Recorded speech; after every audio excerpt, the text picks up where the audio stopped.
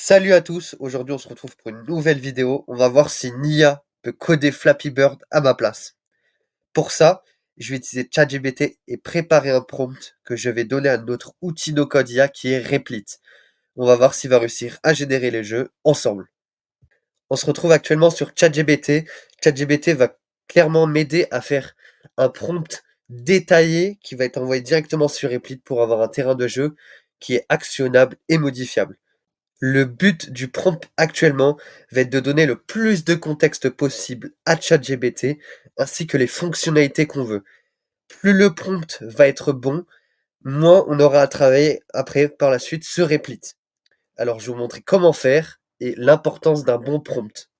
Là, je vais préciser exactement ce que je veux à l'IA pour l'aider et ne pas sortir dans tous les sens. Le but, c'est vraiment d'avoir quelque chose de précis et avoir une ligne directrice grâce à ça. Nous allons faire le prompt ensemble, vous allez voir, c'est assez simple.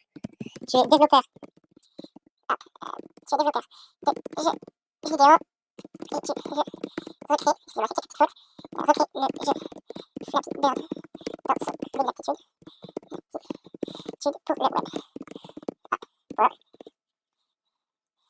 Pour agir comme un pro du développement et reprend base du jeu et les fonctionnalités. Voilà. Là, l'IA va me créer mon prompt qui va nous servir justement, excusez-moi, j'ai pas précisé, qui va nous servir du coup à mettre directement dans Replit. Créer un prompt pour le jeu suivant. Tac. Voilà, là ça va être bien mieux. Faut toujours préciser à l'IA parce qu'à part sinon dans plusieurs directions, comme j'ai pu le dire avant, si on précise pas ou alors si on va pas dans les détails de ce qu'on veut, l'IA est un peu libre de faire ce qu'elle veut, alors que là avec une structure et des mots clairs, l'IA ne peut pas forcément se perdre, ou alors c'est beaucoup plus compliqué pour elle de se perdre. Donc là moi j'attends qu'elle finisse le prompt et je reprends dès qu'il est fini. Ça y est, le prompt a été généré. Nous allons voir cela ensemble tout de suite. S'il y a des choses à modifier dans le prompt, mieux vaut le faire tout de suite, avoir un prompt clair pour justement que Replit à côté ne galère pas aussi. Voici un prompt que tu peux coller, tac tac tac. Prompter, tu es développeur de jeux vidéo web senior, très bien. Ta mission recréer le jeu vidéo Flappy Bird le plus fidèlement possible pour le web en respectant mieux les mécaniques originales. Très bien. Objectif, créer un clone Flappy Bird jouable dans un navigateur moderne. C'est uniquement, tac tac tac, ça c'est le code que lui il utilise, sans grand moteur de jeu, pas d'unité, rien. Fournir tout le code nécessaire, fichier, très bien. Il met la structure, ça c'est très bien. Contexte technique. Stack souhaité, index, tac tac, c'est la structure aussi. Le jeu doit être utilisé, un canevas, bref. Ça, je vais vous passer tout ça. On va surtout regarder ça, structure, fonction, classe claire, variante, nommée proprement. Ouais, facile à modifier, par exemple, changer la vitesse de gravité, etc. Très bien. À reproduire. Oiseau, player.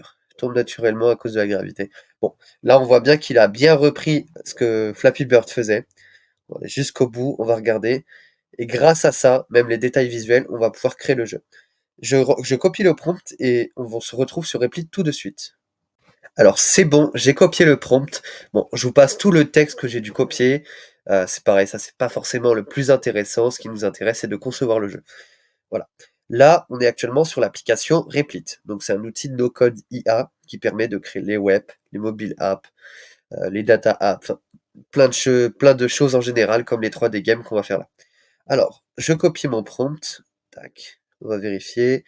Ça, c'est le prompt que j'ai copié via ChatGPT juste auparavant. Et c'est bien ça. OK, une fois que c'est fait, ça, on l'envoie directement à Replit. Je l'envoie et on se retrouve juste après. Et voilà, le prompt généré par ChatGPT a été envoyé à Replit. Donc là, il a appelé ça Flappy Bird Replica. Tout le plan a été envoyé, le build va se faire, donc la construction du jeu. Il a bien pris en compte qu'on souhaitait créer un clone de Flappy Bird. Maintenant, ce qui reste à faire, c'est de le laisser travailler. Et moi, je vous retrouve juste après, une fois qu'il aura fini de créer le jeu et le modifier du coup par la suite en fonction des erreurs qu'il a pu faire. Comme vous pouvez le voir, Replit est bien en train de travailler, il a bien pris en compte mon prompt.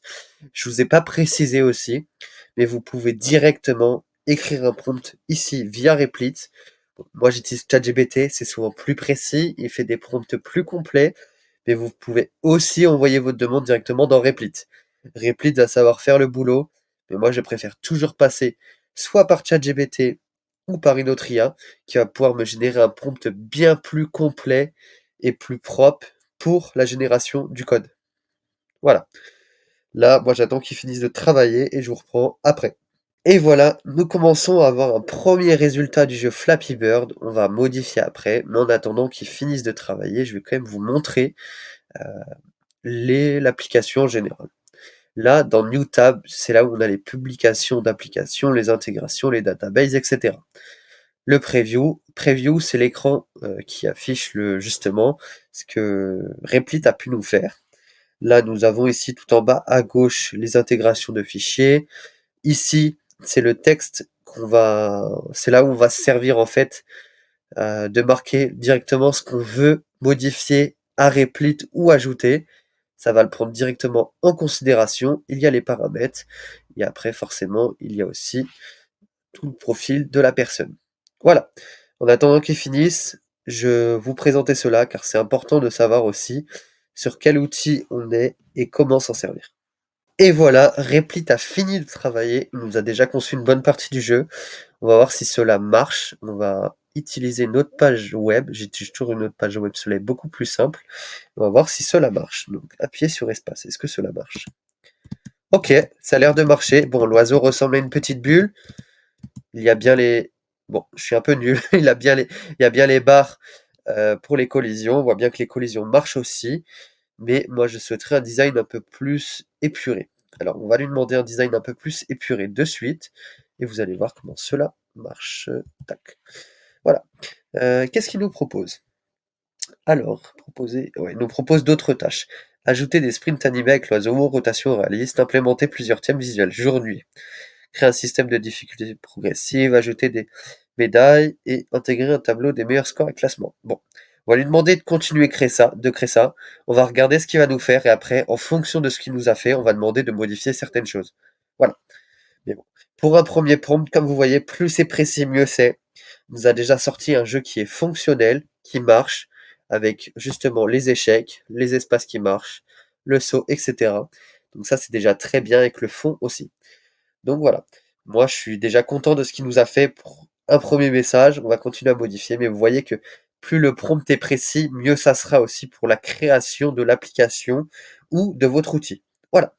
On se retrouve juste après dès qu'il a fini. Ça y est, Replit a fini d'ajouter ses fonctionnalités en plus. On voit bien que là, le plan gratuit a été complété au maximum. On va voir ce qu'il nous a fait et voir si cela tient la route. Alors, comme tout à l'heure, on va directement ici. Tac. Hop, et on essaye ça de suite. Ok, bon, les fonctionnalités sont pareilles que d'habitude. Juste, il a ajouté 2-3 trucs. Ok, on va voir. Il nous a ajouté le top 10. Donc là, bon, c'est ce que j'ai fait. Top des scores, c'est à l'instant. Hop, fermé. Ok. Est-ce que le mode nuit marche? Vous voyez que l'IA, en fait, elle a travaillé vraiment toute seule pour... Oh, attention, hein. Est-ce que ça a mis à jour? Voilà, ça a bien mis à jour. Mais vous voyez bien que l'IA a travaillé toute seule de son côté sur ça.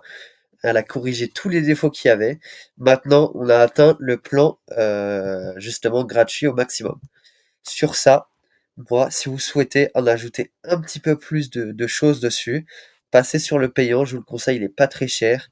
Si vous souhaitez vraiment avoir un rendu le plus proche possible de l'application de base, tapez Flappy Bird, hop, on va voir, et reprenez directement l'image que vous pouvez trouver de Flappy Bird.